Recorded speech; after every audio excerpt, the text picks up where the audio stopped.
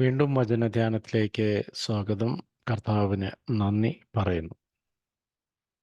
ക്രിസ്മസിനോട് വളരെ അടുത്തിരിക്കുന്നു. ഇനി 2 ദിവസം കൂടി കഴിഞ്ഞാൽ ക്രിസ്മസായി.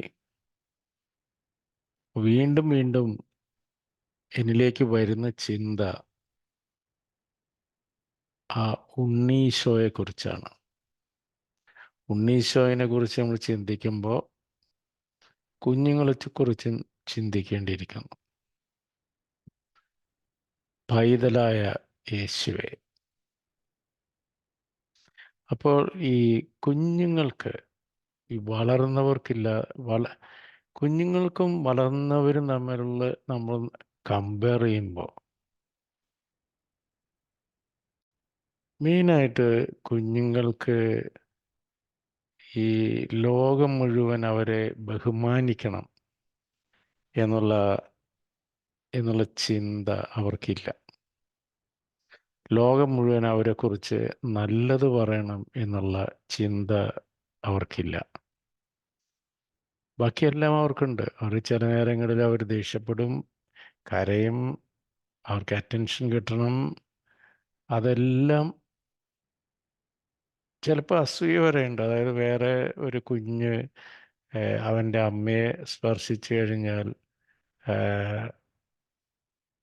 ഉടനെ അത് ഇഷ്ടപ്പെടാത്ത കുഞ്ഞുങ്ങളൊക്കെ ഉണ്ട്.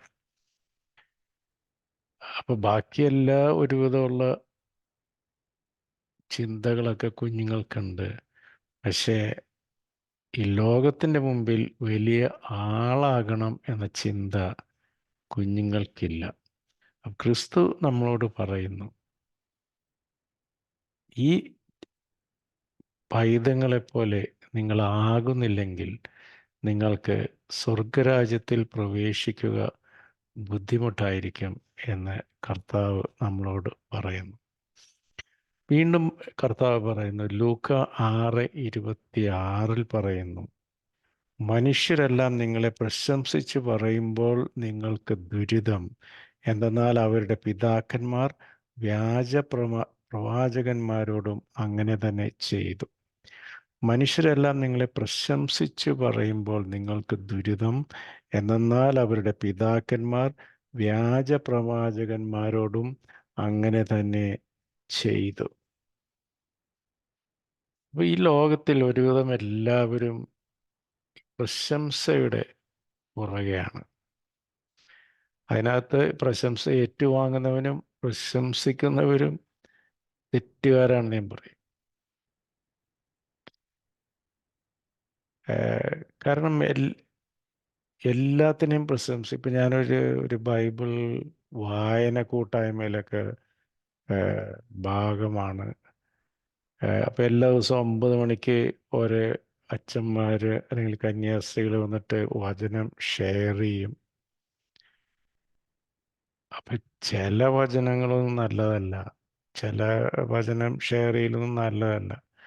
പക്ഷേ ഈ മുഖസ്തുതി പറയാനായിട്ട് കുറേ പേരുണ്ട്. അതിൽ അടിപൊളിയായിരുന്നു എന്നൊക്കെ പറയാം എപ്പോഴും. അപ്പോൾ ഈ ഏറ്റവും തല്ലിപ്പൊളിയായിട്ടുള്ള കാര്യങ്ങൾക്ക് വരെ അടിപൊളിയായിരുന്നു പറഞ്ഞു കളയും. ഇത് കേട്ട് വിശ്വസിക്കുന്നവൻ ആക്ച്വലി മണ്ടനാണ്. അല്ല, അത് ഒരു തരം. അപ്പം ഈ പ്രശംസിക്കുന്നവർ പ്രശംസിക്കപ്പെടേണ്ടതേ പ്രശംസിക്കാവൂ. അവിടെ നുണ പറയരുത്. അല്ലെങ്കിൽ മിണ്ടാതിരുന്ന്, പ്രശംസിക്കാൻ ഒന്നുമില്ലെങ്കിൽ മിണ്ടാതിരുന്നു കൊള്ളണം. നമ്മൾ പ്രശംസ അർഹിക്കാത്തൊരു കാര്യം പ്രശംസിക്കുമ്പോൾ അയാൾ വളരെ ഇന്നസെൻ്റ് ആയിട്ടുള്ള ഒരാളാണെങ്കിൽ അയാൾ അത് വിശ്വസിക്കും. എന്നിട്ട് അത് അയാൾ വീണ്ടും വീണ്ടും ചെയ്യും. അപ്പോൾ പ്രശംസ അർഹിക്കുന്നതിന് പ്രശംസിക്കുക, പ്രശംസ അർഹിക്കാത്തതിനെ പ്രശംസിക്കരുത്. വിമർശിക്കേണ്ട ആവശ്യമില്ല. മിണ്ടാതിരിക്കാനെങ്കിലും നമ്മൾ പഠിക്കേണ്ടിയിരിക്കുന്നു. പ്രത്യേകിച്ച് പുരോഹിതന്മാരുടെ അടുത്തും കന്യാസ്ത്രീകളുടെ അടുത്തും. ഒരു വിവാഹിതനൊക്കെ ആണെങ്കിൽ എത്ര ആൾക്കാർ പ്രശംസിച്ചാലും അറ്റ്ലീസ്റ്റ് ഭാര്യയും മക്കളെങ്കിലും പറയും അത് ഭയങ്കര ബോറായിരുന്നു കേട്ടോ എന്ന്, അങ്ങനെ ഒരു ഫീഡ്ബാക്ക് അവർക്ക് കുടുംബത്തിൽ നിന്ന് കിട്ടും. പക്ഷെ പുരോഹിതന്മാർക്കും സന്യസ്തർക്കൊന്നും അത് കിട്ടില്ല. നമ്മൾ തെറ്റായിട്ടൊരു ഫീഡ്ബാക്ക്, നല്ല ഫീഡ്ബാക്ക് ആണെങ്കിൽ ആയാലും ശരി, അത് തെറ്റായിട്ടാണ് കൊടുക്കണതെങ്കിൽ അവർ അതിൽ പൂർണ്ണമായി വിശ്വസിക്കുകയും വീണ്ടും വീണ്ടും ആ തെറ്റ് വളരെ കോൺഫിഡൻസോടുകൂടെ ആവർത്തിക്കുകയും ചെയ്യും. അപ്പോൾ ഈ കൈക്കൂലി വാങ്ങുന്നവനും കൈക്കൂലി കൊടുക്കുന്നവനും തെറ്റുകാരൻ എന്ന് പറയുന്ന പോലെ, പ്രശംസ ആഗ്രഹിക്കുന്നവനും അതുപോലെ അർഹതയില്ലാതെ പ്രശംസ കൊടുക്കുന്നവനും തെറ്റുകാരാണ്. അവൻ പാപഹേതുവാകുന്നു. ഇന്ന് നമ്മുടെ ഇവിടെ ലോകത്തിൽ നോക്കിക്കഴിഞ്ഞാൽ എല്ലാവരും മറ്റുള്ളവരുടെ അംഗീകാരത്തിനും മറ്റുള്ളവരുടെ പ്രശംസ പിടിച്ചു പറ്റാനുമുള്ള തിരക്കിലാണ്. കുറച്ച് ദിവസങ്ങൾക്ക് മുമ്പ് ഞങ്ങളുടെ അടുത്തൊരു ഹൈമാസ്റ്റ് ഒരു ഒരു ലാമ്പ് മെമ്പർ ഓഫ് പാർലമെൻറ്റിൻ്റെ ഫണ്ടിൽ നിന്ന് അനുവദിച്ച തുക എന്നൊക്കെ പറഞ്ഞ് ബോർഡ് എഴുതി വെച്ചിട്ടുണ്ട്. ആക്ച്വലി അത് നികുതി പണമാണ്. പക്ഷേ എം പിയുടെ ക്രെഡിറ്റ് ഒരു വലിയ ബോർഡൊക്കെ വെച്ചു. അപ്പോൾ എം പി അടക്കം ഈ പബ്ലിസിറ്റിക്ക് വേണ്ടി കുറേ കാര്യങ്ങൾ ചെയ്യുന്നു. അത് കഴിഞ്ഞിട്ട് ഒരു ഫങ്ഷൻ, ആ ഫങ്ഷൻ അറ്റൻഡ് ചെയ്ത് 10-20 പേര്, ഈ നാടുമായിട്ടൊന്നും ഒരു ബന്ധമില്ലാത്ത ആൾക്കാർ, അവരുടെ പേരൊക്കെ അടിച്ചു വെച്ചിരിക്കുന്നു. മനുഷ്യൻ ഈ പ്രശംസയ്ക്ക് വേണ്ടി അല്പത്തരങ്ങൾ ചെയ്ത് കൂട്ടുകയാണ്. അതിനുള്ള പ്രശ്നം എന്താണ്? ഈ പ്രശംസ കിട്ടിയില്ലെങ്കിൽ അവരുടെ സന്തോഷം പോയി. അവരുടെ ജീവിതം തന്നെ മറ്റുള്ള മനുഷ്യരുടെ പ്രശംസ പിടിച്ചു പറ്റാനാണ്.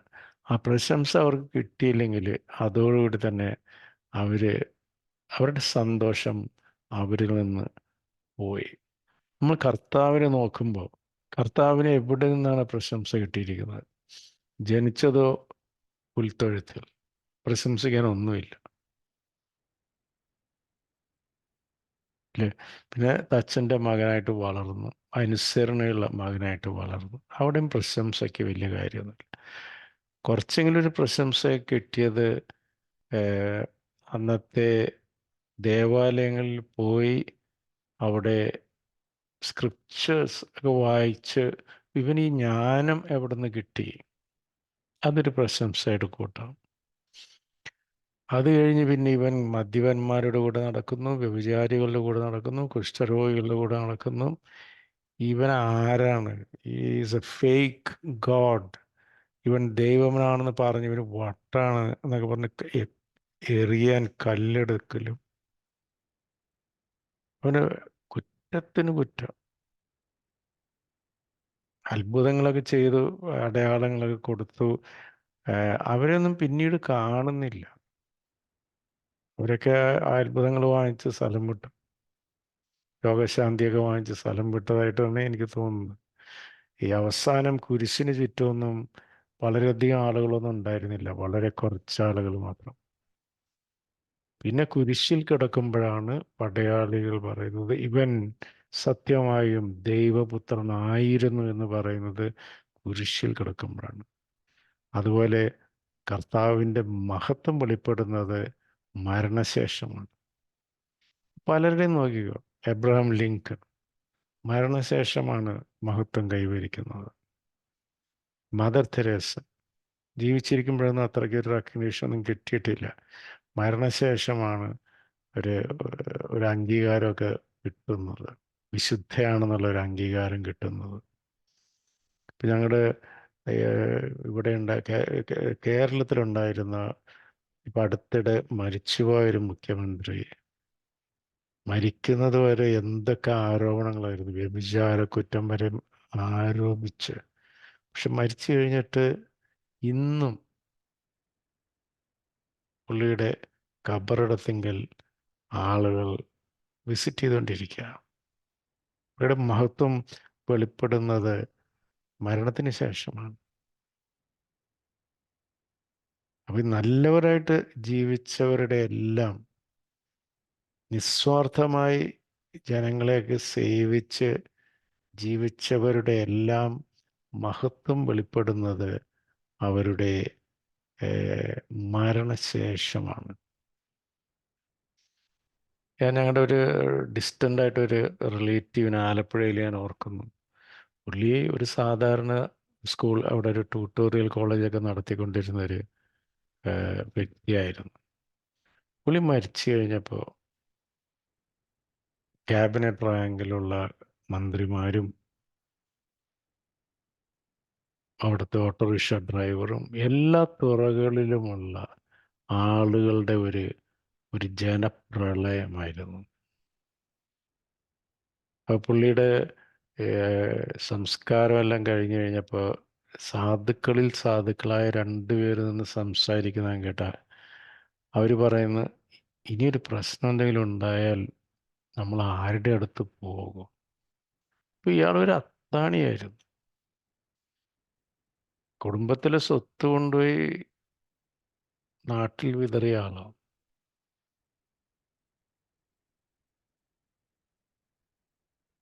അപ്പോൾ ക്രിസ്തു പറയുന്നത്, മനുഷ്യരെല്ലാം നിങ്ങളെ പ്രശംസിച്ച് പറയുമ്പോൾ നിങ്ങൾക്ക് ദുരിതം, എന്നാൽ അവരുടെ പിതാക്കന്മാർ വ്യാജ പ്രവാചകന്മാരോടും അങ്ങനെ തന്നെ ചെയ്തു. വീണ്ടും പറയുന്നു, മത്തായി 6:21, എവിടെയാണോ നിങ്ങളുടെ നിക്ഷേപം അവിടെ ആയിരിക്കും നിങ്ങളുടെ ഹൃദയവും. നമ്മൾ ഈ ലോകത്തിലെ പ്രശംസയാണ് ആഗ്രഹിക്കുന്നതെങ്കിൽ നമ്മുടെ പ്രവൃത്തിയും ഹൃദയവും എല്ലാം അതിൻ്റെ പുറകെയായിരിക്കും. അതേസമയം നമ്മൾ യഥാർത്ഥ ക്രിസ്തുവിലാണ് നമ്മുടെ വിശ്വാസമെങ്കിൽ നമ്മുടെ പ്രവൃത്തിയെല്ലാം ആ മരണാനന്തര ജീവിതത്തെ ലക്ഷ്യമാക്കിയുള്ളതായിരിക്കും. ക്രിസ്തുവിൻ്റെ വചനങ്ങളെ മുറുകെ പിടിച്ചുകൊണ്ടുള്ളതായിരിക്കും. അതുകൊണ്ടായിരിക്കണം കർത്താവ് പറഞ്ഞത്, അനുദിനം എൻ്റെ കുരിശും എടുത്തുകൊണ്ട് എന്നെ അനുഗമിക്കുവാൻ. കുരിശിൽ അഹന്തയില്ല, കുരിശിൽ സ്വാർത്ഥതയില്ല, കുരിശിൽ ഈഗോ ഇല്ല. അപ്പോൾ എല്ലാ ദിവസവും നമ്മുടെ അഹംഭാവങ്ങളെയും നമ്മുടെ സ്വാർത്ഥ താല്പര്യങ്ങളെയും നമ്മുടെ പാപചിന്തകളെയും എല്ലാം അനുദിനം ക്രിസ്തുവിൻ്റെ കുരിശിൽ ക്രൂശിച്ചുകൊണ്ട് ക്രിസ്തുവിനെ പൂർണ്ണമായും നിന്നെപ്പോലെ നിൻ്റെ അയൽക്കാരനെയും സ്നേഹിക്കുക എന്ന് പഠിപ്പിച്ച ക്രിസ്തുവിനെ പൂർണ്ണമായി അനുധാവനം ചെയ്യുവാനുള്ള കൃപയ്ക്കായി നമുക്ക് കർത്താവിനോട് പ്രാർത്ഥിക്കാം. Happiness begins when the ego dies. നമ്മുടെ ഈഗോ മരിക്കുന്നിടത്താണ് സന്തോഷം തുടങ്ങുന്നത്. അപ്പോൾ യഥാർത്ഥമായി അനുദിനം